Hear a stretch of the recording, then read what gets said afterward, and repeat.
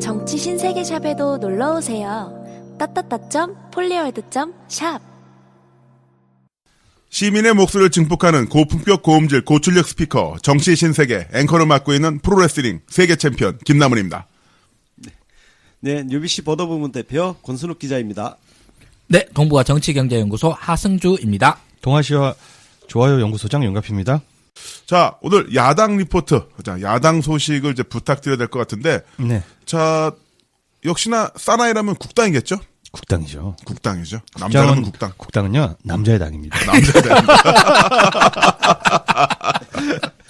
근데 국당 하는데 그냥 네. 왜 웃기냐? 왜 웃기지?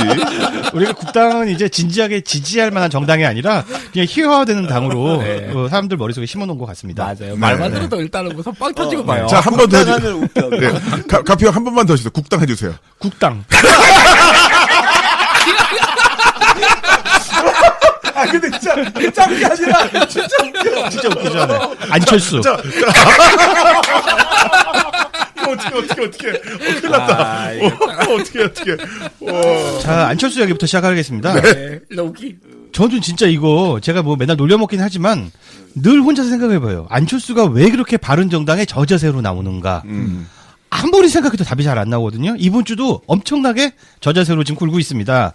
안철수의 측근이죠. 장진영 최고위원이라고 있습니다.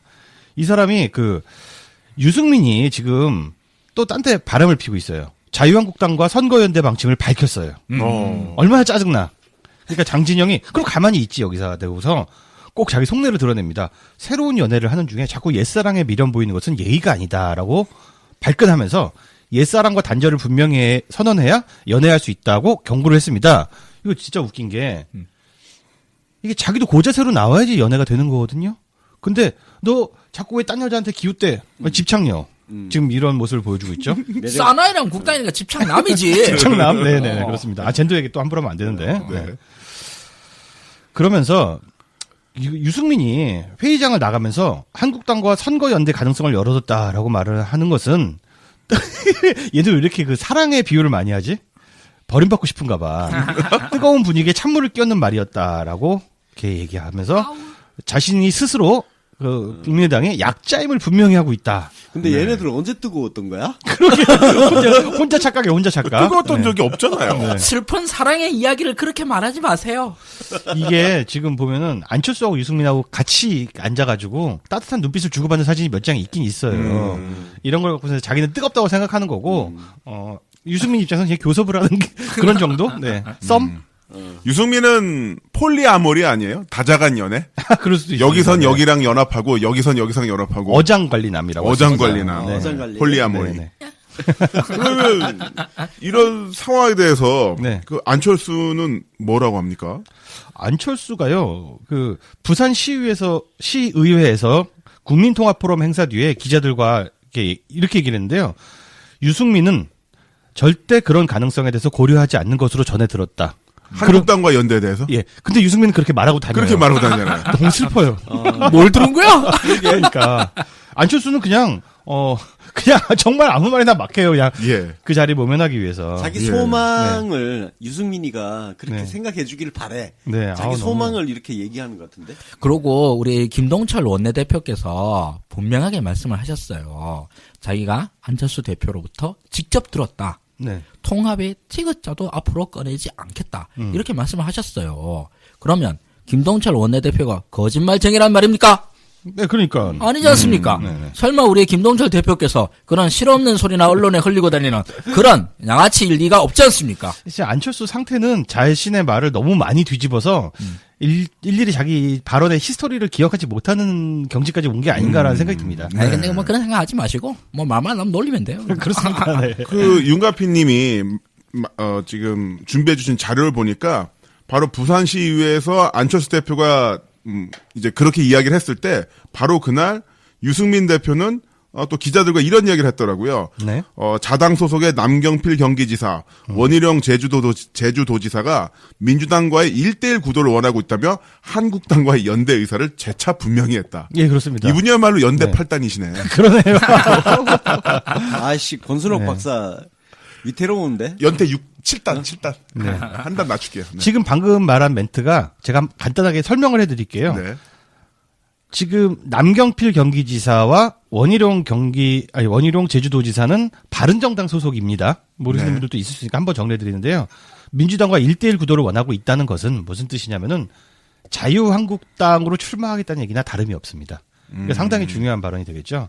그뿐만 아니라 그 유승민은 지금 현재 지금 곧 12월이 되고 1월이 되고 2월이 되고 선거는 다가오는데 언제까지나 통합 이야기로 질질 끌 수는 없다면서 안철수 국민의당 대표에게 조속한 결단을 압박했다.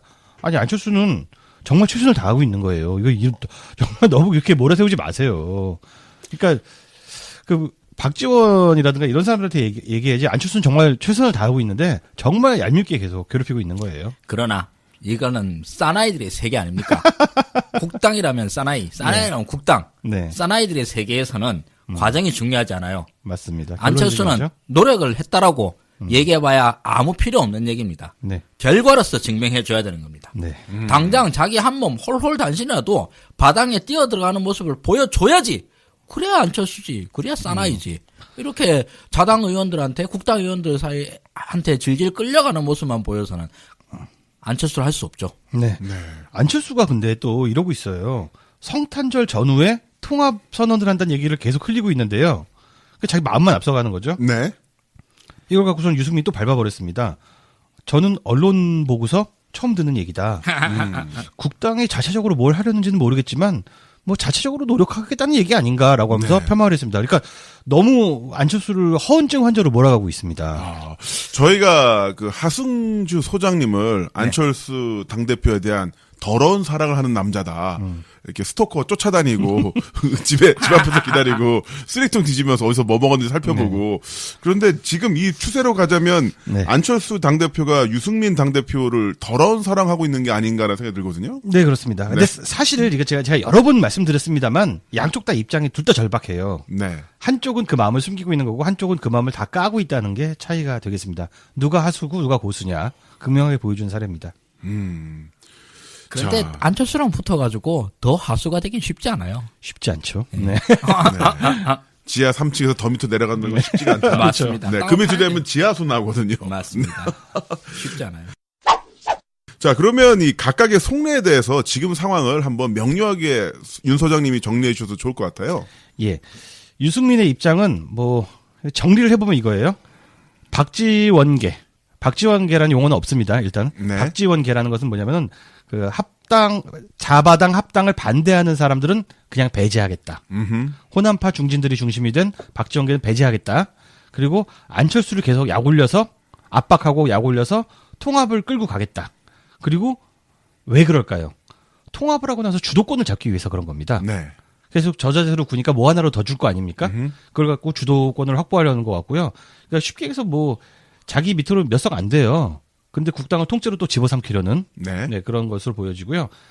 그거 외에도 자유당과는 선거 연대를 할 것으로 보입니다. 와, 진짜 폴리아모리네. 가장한전에. 예, 흡수는 그러니까 사실 합당이 아니야. 흡수를 하려고 하는 거예요. 네. 예, 안철수계를 흡수를 하고요. 그리고 자유당과는 선거 연대는 분명히 할 것이다. 선거 연대를 왜 하냐? 그러니까 TK 몇 석 양보받고 PK 몇 석 내주고 이런 식으로 실속을 찾으려고 하는 것으로 보입니다. 그리고 안철수 입장을 생각을 해볼게요. 네. 안철수 속내를 지금 아는 게 제일 어려워요. 사실은 녹음하기 전에도 두 분 위원하고 막 얘기를 했는데 아무도 모르겠어. 왜 바보 같은 짓을 계속 하고 있는지 모르겠는데요.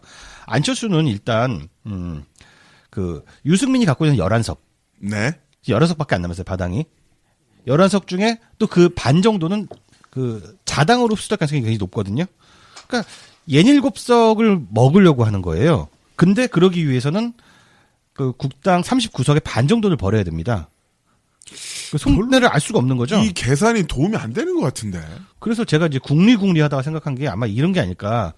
예전에 그 자기 맘대로 못하게 하는 문재인을 굉장히 싫어했잖아요. 문재인 네. 당시의 당대표를 굉장히 싫어했잖아요. 그러니까 되게 감성적인 어린애 같은 성격인 거예요. 지금은 자기한테 잔소리하는 아버지 취급하려고 드는 박지원이 그냥 싫은 게 아닌가. 그냥 싫어서 그냥 짜증나는 거죠. 네. 그리고 그 이후에는 뭐 이건 제 생각입니다만은 그렇게 해서 의석이 줄어들더라도 자기가 생각하기에는 중원이 저기 합리적 보수 진영이라고 보는 거야. 저기가 중원이다. 저희가 지정이다. 몇 석을 버리고 포기하고 가서 중원을 뚫자라는. 20석을 버리고 와서 4석을 얻는 중원을 뚫자. 네. 4석, 5석을 얻는. 그러니까 다음 총선에는 그래도 크게 얻을 수 있다라고 생각하는 것 같아요. 아, 그 계산법 정말 신박하네요. 컨설팅을 누구한테 받는지는 모르겠지만 굉장히 대한민국 최고의 정할못이 아닌가라는 생각을 합니다. 근데 안철수 머리에 박힐 수 있도록 컨설팅 해주는 건 인류사적으로 봤을 때 극한 직업이에요. 어렵죠. 정말 뭐 말이 통해야지. 네. 안철수는 자기 앞에서 자기 의견을 거스르는 사람이 있으면 그냥 웃습니다. 그거야말로 외국이십니다. 저만큼 결단의 인생 산 사람 별로 없을 겁니다. 그게 다예요. 네, 그래서 대화가 안 되는 거예요. 그리고 박지원의 속내를 한번 들어보는데 이건 뭐 제 개인적인 주관적인 의견입니다. 안철수는 결국 놓치게 될 것을 알고 있을 것 같습니다. 그리고 언젠간 헤어진다, 분명히. 언젠간 헤어진다는 걸 알고 있을 것 같고요. 그러면은 그냥 민주당에서도 안 받아줄 가능성이 너무 높잖아요. 그러니까 호남 지역당으로 그냥 남고요. 자기 당은 괴멸되는 걸 알기 때문에 아마 전남지사로 정치 생명을 이어가려는 것은 아닌지. 지금 막는 것도 별로 열심히 안 막고 있어요, 사실. 거의 포기한 상태 같습니다. 그래서 모든 기사들에서 분당, 국민의당 분당 시간 문제다. 이렇게 보고 있는 거죠. 네. 그러면서 이제 본인을 언론 플레이의 또 중심에 넣어놓고, 네. 본인은 이제 전남에서 화석이 되겠다. 네. 저는 그렇게 봅니다. 우리 하승주 소장님 어떻게 보십니까? 박지원 의원님의 이 선택에 대해서는. 박지원 의원 개인의 선택이라기보다는 호남계 의원들의 선택이 되겠죠. 그쪽이 이제 집단적인 어떤 하나의 흐름이 될 텐데요. 이쪽 양반들 생각했을 때 지금 현재 이 양반들 처참해요. 당 지지율 호남에서 꼴찌를 다퉈요. 네. 절대 이 상태로 나가서는 안 된다라는데 모두들 공포감을 느끼고 있어요. 근데 이걸 했을 때 뭐 어떻게든 돌파구를 찾아야 되잖아요. 네. 그 돌파구 중에 하나가 일단 총선은 뭐 멀었으니까 일단 제껴둔다 하더라도 당장 지방선거가 남고 지방선거에서도 전멸각이에요. 자, 그러면은 이 지방선거를 몇 달도 남지도 않았어요. 뭐라도 해야 되는데 그 중에서 일단 생각나는 것부터 해보자고요.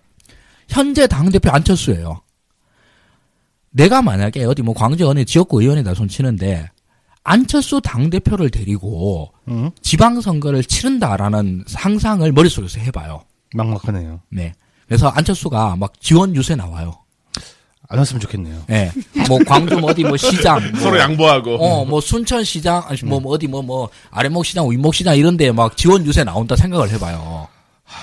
그럼 저기. 포도 한 송이 들고. 포도 한 송이 들고. 사과 하나 들고. 그런 거 본인 하면. 먹을 것만. 당장. 제일 큰 문제가 안철수 경호를 어떻게 해야 되지? 이거부터 걱정해야 되지 않겠어요? 왜요? 어디서 물병 날아오고 뭘 날아오고. 그렇군요. 네. 네. 그 유세 지원 병력이 네, 경호를 해야 되는 경호를 해야 되는 네. 이런 상황이 될 거지 않습니까? 그렇다네요. 근데 이런 상상을 해보면 이미지 트레이닝을 하는 거죠, 머릿속에서. 그러면 이 안철수 대표 체제로 선거 못 치른다. 이게 답이 딱 나오지 않습니까? 네. 그러면 안철수 없이 선거를 치른다. 그럼 차라리 활로가 있긴 있어요. 뭐 지역 민심을 어떻게 잘 파가지고 예. 예, 지역 이슈를 잘 이슈 파이팅을 하면 호남 지역 쪽에 가는 거죠. 또 저기 문재인 영남 패권 뭐 영패 거리고. 그돈 먹힐까요? 어때? 뭐 아무것도 안 한 것보단 낫지. 그래. 뭐 저기 안철수 대표 들고 돌아다니는 것보다 낫지. 네. 그럼 뭐 영패 그리고 그러는 게 차라리 낫지. 안철수 데리고 나서 뭐 바당 통합 하나에 안에 뭐 통합에 튀겼자 뭐 어쩌고 이런 얘기 하는 인간들 데리고 선거 못 치러요. 그렇습니다. 호남에서 안철수 얼굴이 지금 돌아다닌다는 것은 그 뒤에 유승민 얼굴이 비춰지지 않습니까? 그렇죠. 네. 어려운 일이죠. 그래서 지금 저기 호남 지역구 의원들의 계산으로는 물론 저는 호남 지역구 의원들 뭐 누가 있는지 몰라요.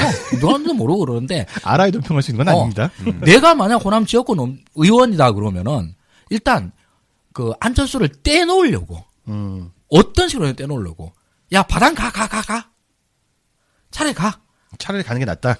차라리 가 데리고 가려면 데리고 가. 호남의 그 지역을 두고 있는 대다수 의원들의 심정은 그럴 것이다. 저는 그렇게 생각을 합니다. 아니 그렇잖아요. 뭐 공천이 문제다 그러는데 국당 공천 받아 어디에 써먹으려고. 제가 국당 공천 받았어요. 그럼 그게 득표에 도움이 되나? 저 병신 새끼 아니야 저거. 안철수한테 머리 숙여가지고 공천 받아도 그래서 뭐 어쩌라고. 이런 거 자, 아니에요. 그러니까 말씀은 안철수 얼굴로 선거 치는 것보다는 차라리 박지원 얼굴로 선거 치는 게 낫다. 저는 그렇게 생각합니다.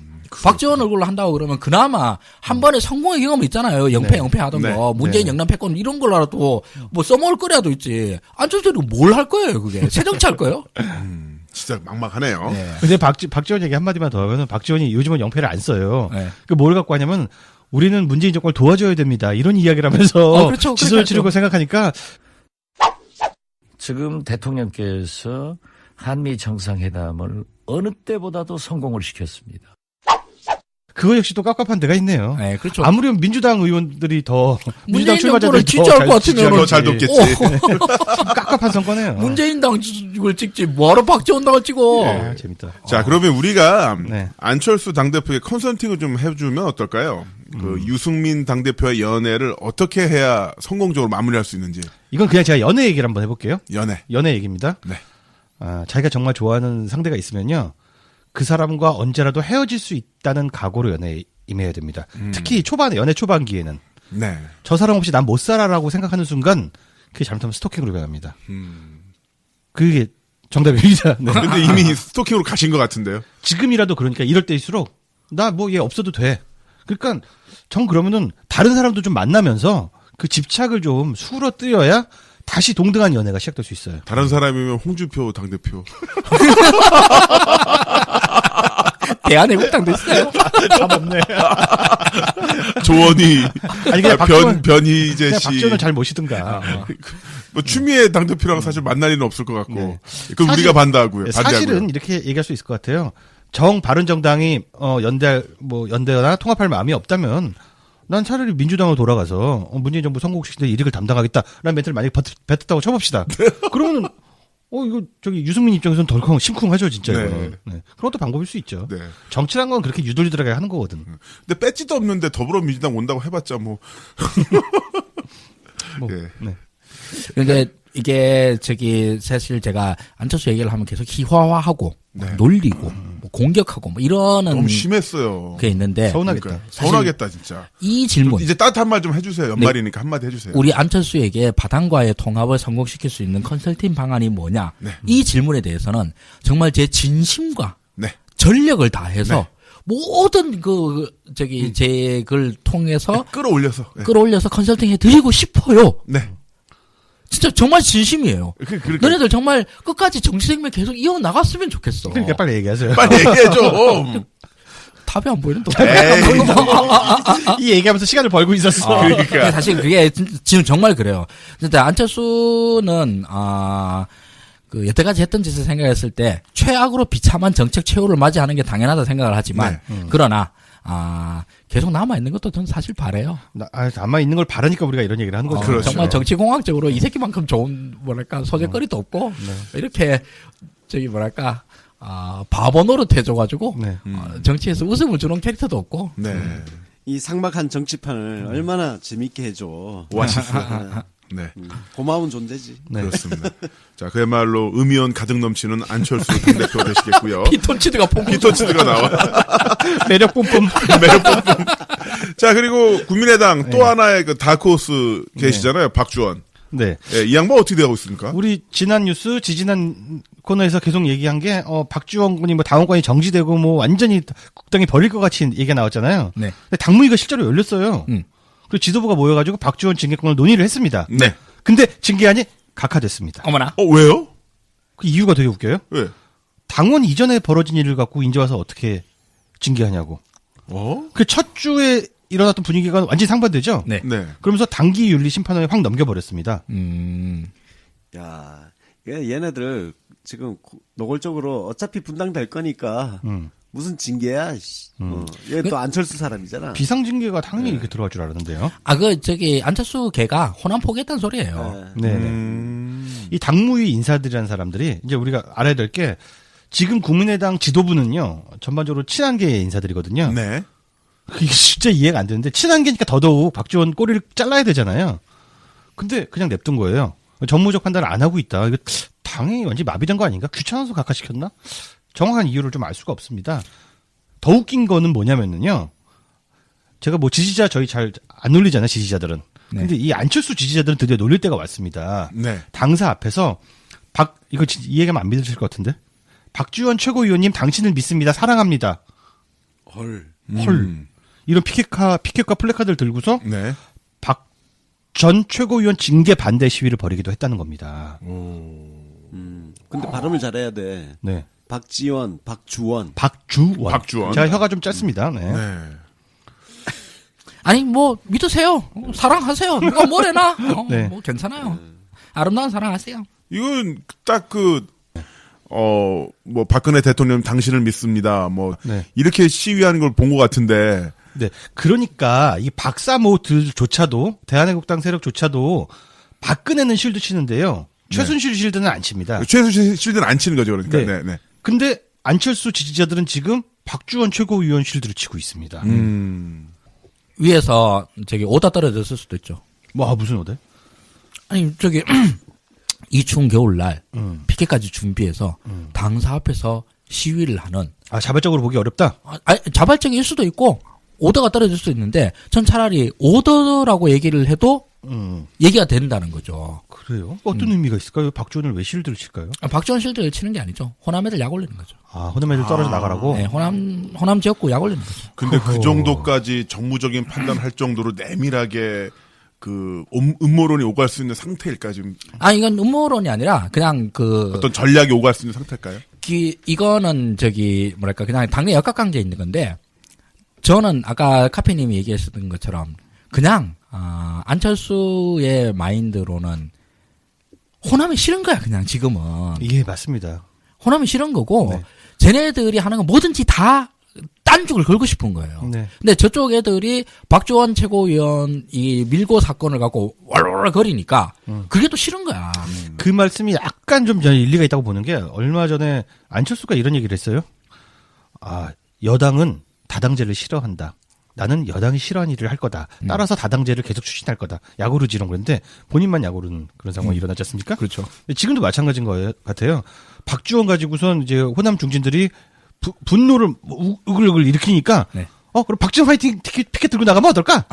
이럴 수도 있다는 얘기죠. 네. 이게 이제 오더라고 하는 게 뭐 안철수가 직접 오더 이런 거 아니라도 돼요. 네. 근데 안철수 중간 보스급 중에 하나가 야 이거 뭐라도 해야 되지 않냐? 뭐 이렇게 얘기할 수도 있잖아요. 네.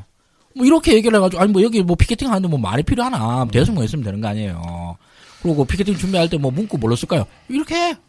라고 충분히 협의가 될 수도 있는 거죠. 네, 그런 일말의 가능성을 열어놓자. 그리고 또 하나의 가능성이 말씀이시죠? 생긴 있습니다. 최고위원 한석이 중하니까 박주원이 어쨌든 최고위원이잖아요. 네. 그 한석 지키겠다고 그럴 수도 저런 있죠. 판단할 수도 있고 뭐 우리 범인의 상상력으로는 뭐 완벽하게 이해하기 어렵습니다만 이해를 하자 보면 또 이런 얘기도 나오는 거죠. 자, 그러면 거의 매주 윤가피 소장님에게 네. 드리는 질문입니다. 그렇지만 항상 일주일마다 업데이트가 되니까 또 여쭙는 건데요.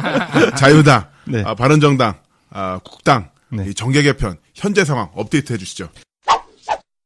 지금 자유한국당에서 원내대표가 김성태가 됐습니다. 네. 김성태 원대와 홍준표 대표의 공통적인 이해관계는 바당을 흡수하는 데 있습니다. 문을 활짝 열어놓고 전화를 굽습니다.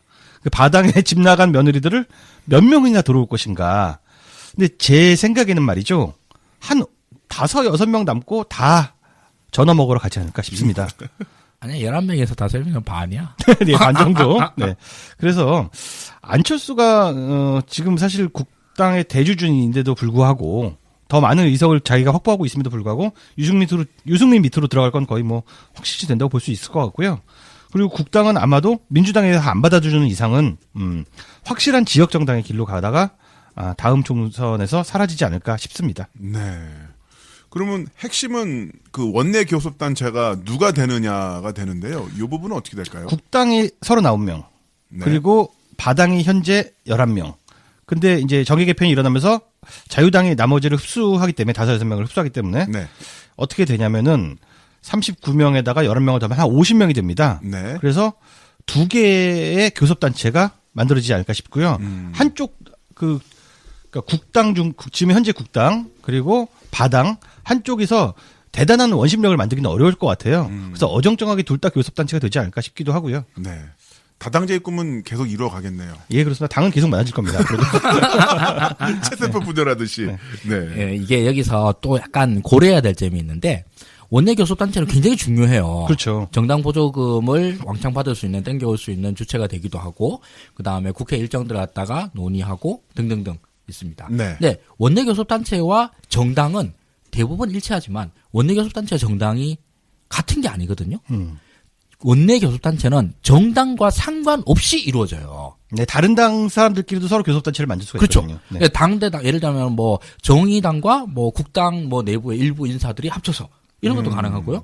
만약에 국바당을 갖다가 당대당으로 아직 1대1로 통합 이렇게 했잖아요. 근데 그 중에서 이거 씨발 도저히 못 참겠다 이래가지고 국당 지역구 의원 한 30명 다 빠져나와 해가지고 독자 원내교섭단체 만들겠다. 이것도 돼요. 예, 그러니까 한 지붕 아래에서 교섭단체가 두 개가 나오는 경우 그림도 생각해볼 수가 있다는 뜻이죠. 그렇죠. 네. 그래서 이게 교섭단체가 맞추려고 노력은 하겠지. 근데 이 국당에서 만약에 이제 통합을 한다고 해가지고 국당에서 뭐 몇십 명이라도 우르르 끌고 와. 내지는 아니면 호남 지역구 의원들이 시나리오를 얘기해 볼게요.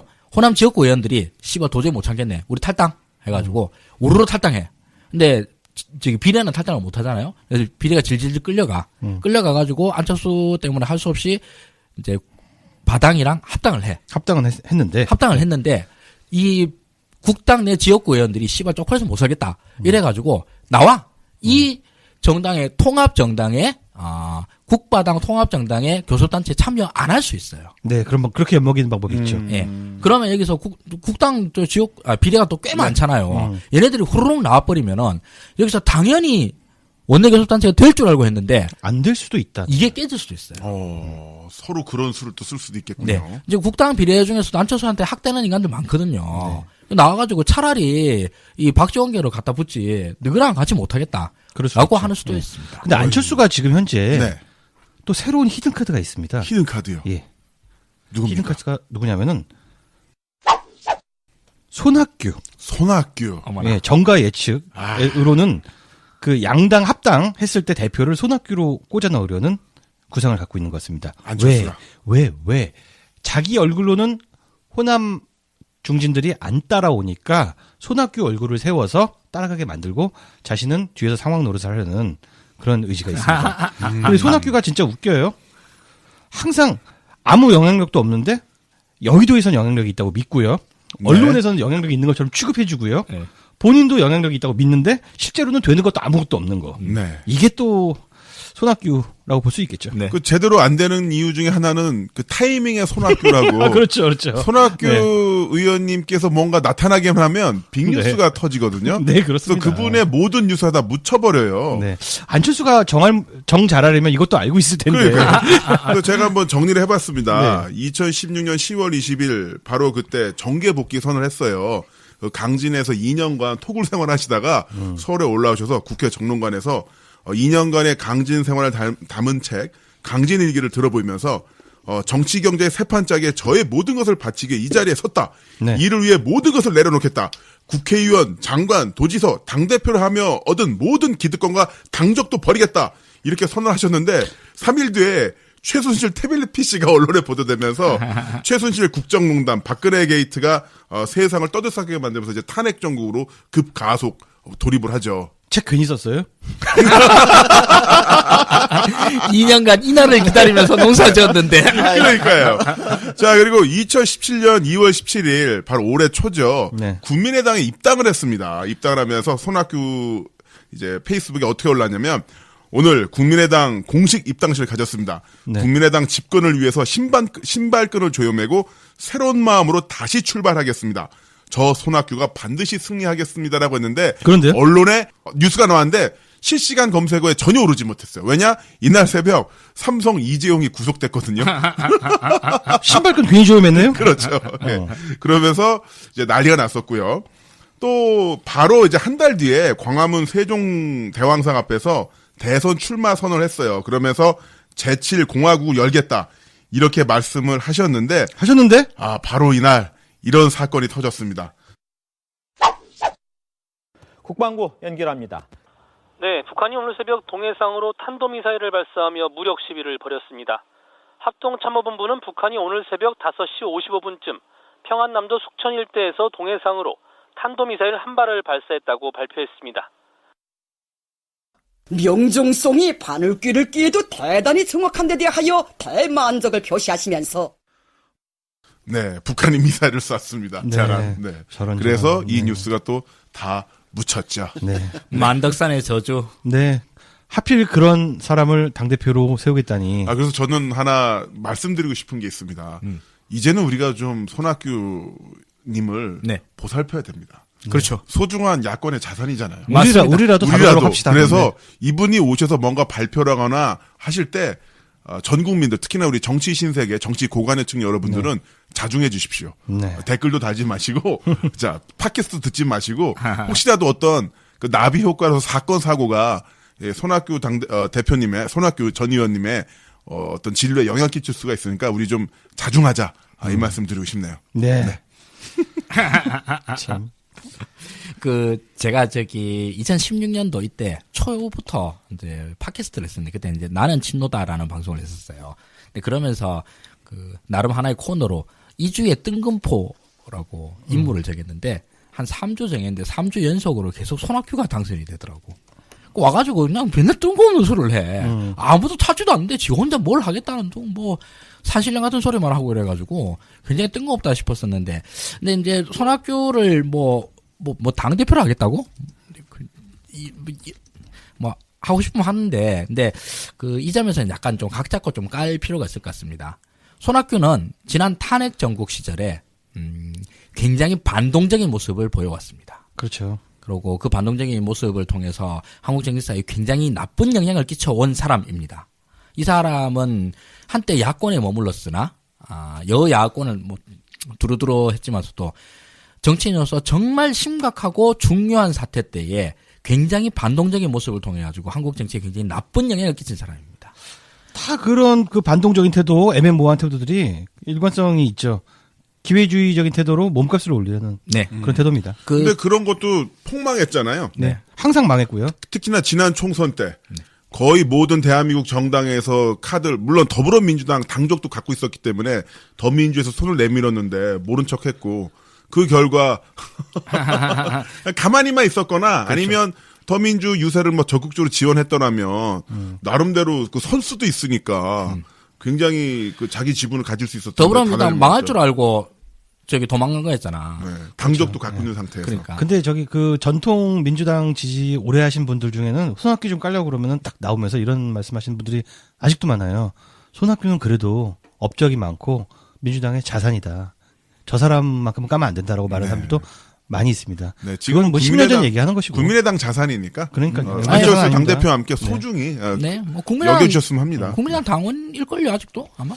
그래요. 뭐 당원 여부는 모르겠습니다만, 근데 저는 이때 기억하고 있는 건 손학규가 탄핵 국면에서 조기 개헌론을 얘기를 하고 개헌을 통해서 탄핵 국면을 갖다가 무화시키려고 하는 발언들을 계속한 걸로 기억하고 있습니다. 네, 하여튼간 뭐 희대의 기회주의자다. 네. 일말의 애정도 갖지 말아주십사. 네. 그리고 걱정은 안 됩니다. 그렇죠. 손학규가 그런 사람을 걱정해. 손학규 같은 기회주의자의 특징은 기회를 졸라 못 잡는다는 데 있거든요. 대한민국 기회주의자들이 다 그래요. 네. 기회가 뭔지를 잘 모릅니다. 자, 그러면 자당으로 한번 가볼까요? 네네. 자당 얘기를 좀 말씀드릴게요. 이제 홍준표가 존재감이 점점 커지고 있습니다. 김성태가 원내대표가 됐기 때문이죠. 네. 자, 이제 홍준표의 제일 눈대가시가 뭐냐면 의원총회를 열어서 친박 청산을 좀 해보려는 것인데, 그렇다고 친박을 다 청산할 수는 없고 친박 중에서 대가리 빳빳하게 세우고 자기한테 개기 있는 사람들 몇 명을 날리려는 게 홍준표의 일관된 정치적인 의도였는데요. 김성태가 원내대표에 결선 투표도 없이 당선됨으로써 언제라도 친박 청산이 가능해졌다. 네. 자기 그렇습니다. 체면과 또 실제 위력 행사를 할 수 있는. 네, 홍준표 몸값이 올라갈 수밖에 없는 상황이고요. 네. 또 최근에 이제 김성태는 홍준표가 아주 기분 좋아할 말을 했어요. 온실 속의 화초가 아니라 거센 모래불판 엄동설 안에 내버려진 들깨처럼 문재인 정권과 맞서 싸우겠다라고 했고요. 만주에서 독립운동한 그러니까요. 네. 남경필 있잖아요. 네. 남경필이 계속 이렇게 말을 안 듣더니 이제 역시 남경필은 기회주의자다. 한국당에 제대로 꼬리를 내리고 아부를 합니다. 자유한국당이 개혁적 변화를 위해 하나하나 노력해 나가는 과정이 좋다. 무슨 뜻이냐? 복당하고 싶다는 얘기다. 복당. 네. 근데 홍준표가 남경필 원희룡은 안 받는다고 했는데 이렇게 꼬리를 내려주면 뭐 받아줄 수도 있겠죠. 그렇죠. 안 받을 리가. 남경필 원희룡에 대해서 그래도 쟤들은 좀 다르지 않아? 라고 말하는 얼간이들이 많이 있는데 그냥 쟤들은 쓰레기입니다. 솔직히 얘기해서. 네. 그렇군요. 자, 어쨌든 그 홍준표가 끝발이 좀 붙었으니까 네. 그럼 이제 자당 잘 나가게 되는 건가요? 그럴 리가 있겠습니까? 자당의 문제는요. 네. 뭐 지들끼리 그 어떤 정치 투쟁, 이념 투쟁을 해서 누가 이기고 질 수는 있는데 기본적으로 해일이 몰려오고 있다는 것이죠. 네. 네. 그 해일이라면 어떤 게 있습니까? 네. 당 소속 의원들이 검찰에 소환되고 수사받고 뭐 초비상 사태가 계속 그대로 오고 있습니다. 해일이 지난주에서 한 100m 후방에 있었다면 지금은 10m 앞까지 다가왔다라고 말할 수 있겠습니다. 특히 이제 그 검찰 수사들이요. 정기국회가 끝난 12월부터 속도가 엄청나게 빨라지고 있습니다. 하나하나 좀 짚어보도록 할게요. 원유철 13일 소환해서 조사했고요. 네. 그리고 최경환, 이우연. 네. 이우연 아까 뭐 다른 방송에서 말씀드렸지만 대포폰. 네, 대포폰 이우연. 전국 세력이죠. 네, 그렇습니다. 아우 잘 들으셨네. 검찰에 불려가 관한 소환 통보를 받은 상태. 엄용수 의원은 이미 불기소 기소 상태. 개그맨 엄용수 아닙니다. 네. 네. 그리고 이현재 의원 제3자 뇌물수수 혐의로 불기소 기소 상태. 어우, 해일에 벌써 말려 들어간 사람 굉장히 많죠. 그렇죠. 네, 그리고 김재원 의원, 예, 박근혜 정권 때 정무수석이었는데요. 국정원 특활비 문제로 27일 검찰로부터 비공개 소환 수사를 받은 상태이고요. 네. 그 외에도 뭐 정치자금법 위반 혐의를 받고 있는 이군현 의원이 있습니다. 네, 또 공무원 신분으로 불법 선거를 한 혐의를 받고 있는 권석창 의원. 예, LCT의 배덕광도 있습니다. 네, 이미 1심에서 의원직 상실형을 받았고요. 네, 박찬우 의원이 있습니다. 사전선거운동. 네, 이미 2심에서 당선 무효 선고 받았고요. 네, 김진태. 네, 2심에서 무죄 받았지만 대법원 판단을 기다려봐야죠. 앞두고 있죠. 이완영, 홍일표, 황영철 1심 재판 중입니다. 강원랜드, 강원랜드. 네. 강원랜드 연루 의원 굉장히 많지요. 많습니다. 이 양반들도 조만간 검찰 소환을 받을 가능성이 넘쳐지고, 그러고 보니까 네. 홍준표 당대표님도 조사받아야 되잖아요. 받아야죠. 재판 네. 남아있지 않습니까? 그럼 뭐 그래서 성완종. 자유한국당 그 해일은 점점 커지고 있고요. 눈사태로 따지면은 눈이 점점 커지고 있는 거죠. 네. 자, 그래서 최경환 의원의 그 체포 동의안에 대해서 네. 그 한국당 어떤 식으로 입장을 정했다고 합니까? 뭐 이거 표결에 불참하겠다라는 얘기인데요. 네. 이상한 얘기를 했어요. 장제원이 이번에 이제 수석 대변인이 됐습니다. 근데 국회에서 기자들을 만나서 관례상 이 문장 되게 잘 들어야 돼요. 네. 문장이 엄청나게 헷갈립니다. 관례상 자당 의원들은 여기서 자당이라는 것은 자유한국당을 말하는 게 아니죠. 네. 자기당. 자기당 의원들은 자기 소속 의원들에 대해서는 체포 동의안 표결에 참여하지 않는 것이 오히려 정당한 게 아닌가 생각한다. 그래서 저는 관례상이라는 말이 붙어가지고 네. 관례상 그렇다는 얘기인 줄 알았더니 이것도 아니고 그런 관례를 만들자는 얘기입니다. 바로 다음 문장에 그런 게 얘기가 나와요. 그런 선례를 만들었으면 좋겠다. 일단 한마디로 줄이면 자유한국당은 투표에 불참하겠다. 네. 네. 근데 그게 관례는 아니고 이제 그런 관례를 만들어 나가자. 맞아. 근데 이게 마치 미풍양속이냐. 야, 이게 어떻게 미풍양속이야. 예. 근데 그 이유에 대해서 설명을 합니다. 네. 같은 당 의원에 대한 체포동의안이 상정됐을 때 공정한 투표가 힘들 수도 있다라고 덧붙였습니다. 왜? 뭔 소리야? 뭔 소리야? 그러니까 자기 당 의원이 되면 반대를 하면 되잖아. 네. 근데 공정한 투표가 힘들 수도 있다. 무슨 그것도 소리죠? 너무 모양이 빠지고, 네. 예, 그렇다고 해서 찬성할 수도 없고, 네. 그러니까 사실 그러니까 도망가자. 자, 그래서 이제 김성태가 새로 원내대표가 됐는데 어느 정도 수위의 대여 투쟁을 벌일지 김성태의 인물에 대해서는 굉장히 다양한 평가가 나오는데요. 그 수위가 궁금해집니다. 들깨처럼 싸운다고 했잖아요. 네, 들깨처럼 싸운다고 들깨예요, 들깨예요. 들깨 맞습니다. 들깨, 수리 들깨. 수리 들깨? 네. 나 뿌리는 깨. 네. 참깨 들깨. 이게 김성태가 들깨처럼 싸우겠다. 이게 어떤 때 들깨처럼 싸우겠다. 이게 있어요. 네. 자유한국당을 패싱했을 때. 이때 싸우겠다 이런 거거든요. 네. 아, 그게 패싱했을 때? 그 패싱이 언제냐? 예산안이에요. 네. 예산안 때 저거가 빠졌는데 저거가 패싱 당했다라고 해서 앞으로 또 이런 일이 생기면 들깨처럼 싸우겠다 그러잖아. 네. 이번 최경환 똑같아요. 최경환 때 저거가 빠지겠다잖아. 네. 저거가 빠지고 나면 자유당이 패싱이 되는 거잖아. 네. 그러고 나면 김성태가 또 들깨처럼 또 싸워야 돼. 그럼 여태까지 또 개 수준의 투쟁력을 보여줬는데 더 개같이 싸우겠다. 이런 거 아니겠습니까? 두 분들은 두 논설위 원님께서는 김성태의 인물을 어떻게 평가하세요? 이제 제가 들은 이야기가 따지자면 이래요. 그러니까 여야 의원들, 동료 의원들에게 평가가 그렇게 나쁘진 않다고 합니다. 왜? 예측 가능한 인물이다. 그렇게 어거지 쓰는 인물은 아니다라는 평가도 있고요. 또 굉장히 머리가 좋고 영리하고 잘 싸운다라는 평가도 있는데 이건 박지원이 내린 평가입니다. 어떤 파트너가 될 거라고 보이십니까? 글쎄, 좀 얍삽한 스타일이잖아. 네, 얍삽하죠. 그리고 강경한 스타일이고. 네. 그 예측 가능하다는 말은 뭐냐 하면 그 김성태가 충분히 예측 가능한 이유는 김성태는 정치적 이익에 매우 민감하게 반응한다는 뜻이거든요. 예, 그런 의미가 있더라고요. 예. 그러니까 예측 가능한 건 이익이 있으면 이쪽으로 오겠지라는 거예요. 사실 예측 불가능한 거는 안철수 같은 안철수는 진짜 예측 불가능이고. 근데 이제는 패턴이 익혀져가지고 네. 저는 좀 어느 정도 예측 가능하긴 한데. 저는 김성태가 그 홍준표하고 지금 연대를 한 거는 불안한 연대라는 생각이 들어요. 그럼요. 예. 네, 그래서 만약에 홍준표가 갑자기 뭐 구속이 된다든가 뭐 이런 상황이 생겼을 때 다시 그 자유한국당을 바른정당화 시키려는 얼마든지 그런 배신을 할 수 있는 인물이라고 저는 생각이 듭니다. 완전 자기 이익만 따르는 인물이잖아요. 그 이전에 올해 7월이었나요? 9월이었나요? 그 장애인 특수학교 그거 설립에 있어서 그 학부모들이 장애인 학부모들이 지역 주민들에게 무릎 꿇고 제발 좀 짓게 해달라고 했었는데 그거 원인 제공한 게 김성태였잖아요. 그렇죠. 네. 게다가 김성태가 원래 있던 새누리당을 탈당해서 바당으로 갔지 않습니까? 근데 갔던 건 뭐겠어요? 정치적 이익 때문에 그렇잖아요. 그렇습니다. 정치적 이익 때문에 바당으로 갔다가 정치적 이익이 별로 안 생기니까 또 자유당 갔잖아요. 그럼 또 그게 뭐예요? 정치적 이익 때문에 그렇게 또 그렇게 자기 행보를 취한 거고 요번에 이까지 오고 이런 건데 이 김성태에 대해서는 그 TV조선의 앵커로 있다가 잘리신 그 우리 보수농계 걔 누구냐 그 머리 벗긴 아저씨 그 아저씨가 있잖아요. 세상 살다 철새도 저런 전원책. 전원책. 살다 저런 철새는 처음 본다라고 하는 이런 평가의 대상이 되지 않습니까? 그러니까 저는 충분히 예상 가능하다고 봐요. 그래서 협상이 가능하다. 이것도 이익을 던져주면 들깨처럼 달려온다. 들깨처럼 싸우겠다라는 말이 용감하게 싸운다라는 말도 되겠지만서도 자기 먹이를 찾아서. 예, 지금 뭐 먹잇감이 있으면 시베리아 엄동설안에 먹잇감이 있으면 얼마든지 뛰어오는 그런 인물이 된다라는 의미에서 정말 들깨 같은 인간이군요. 네, 이상입니다. 네. 자, 그러면 지금의 야당의 그 상황에 대해서 우리 청취자분들이 가장 좋아하는 윤가피님의 웃음소리를 15초 동안 들려주시는 걸로 마련해보겠습니다. 왜? 청취자들이 제일 좋아해요. 자, 그럼 제가 웃겨드릴게요. 자, 국민의당. 자, 그럼 청취자 의견 살펴보겠습니다. 그냥 좋아요님께서 정치 신세계 쇼핑몰에서 남성 속옷도 판매해주세요.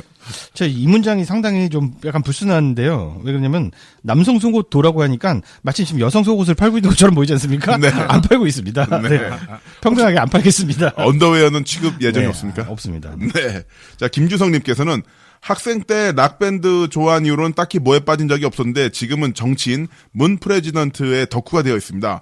권과 푼주 멤버분들도 덕후였던 적이 있었나요? 있었다면 어떤 것에 빠지셨었나요? 가피님은 SF 마니아셨다고 들었습니다. 네, SF 소설 읽는 게 제일 주된 취미였고 그리고 뭐 게임들 너무 좋아했었는데 정치신세계 하면서 다 끊고 네. 그냥 제가 덕질을 하고 있다면 정치신세계 덕질인 것 같습니다. 팟캐스트 하루에 몇 시간 들으세요? 하루 종일 듣죠. 네. 팟캐스트 1위부터 10위까지 다 들으시죠? 다 듣죠. 대단해. 예. 인생의 팟캐스트. 네. 예, 팟빵 8단. 윤가피 선수. 한번 모셔야겠어요. 팟빵 8단. 소보루빵도 좋아합니다. 팟캐스트 리뷰를 네. 한번 해야겠네. 그 재밌습니다. 한번 해보겠습니다. 네. 권순우 위원님은 취미가 원래 어떤 걸 갖고 계셨어요? 한때 골프를 좋아해서 네. 열심히 했어요. 네. 레슨도 꾸준히 받으면서 그래서 싱글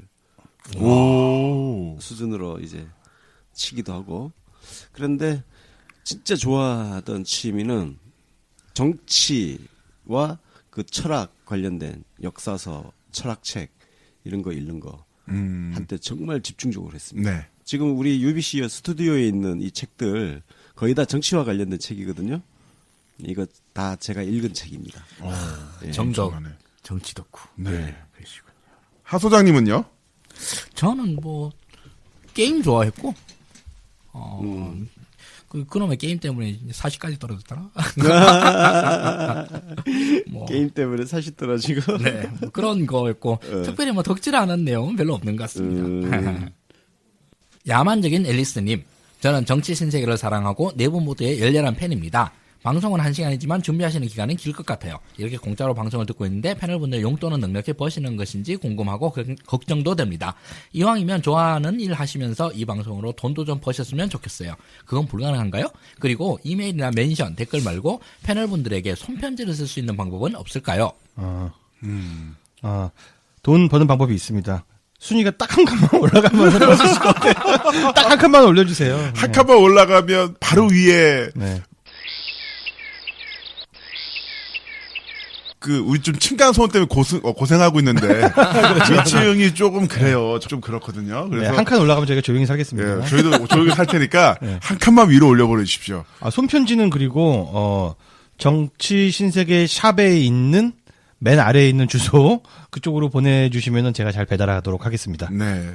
그리고 손편지 보내실 때 소액칸이나 현찰도 넣어주시면은 농담입니다. 그럼 더 좋죠. 사연이 빛나 보이죠. 마음만 보내주십시오.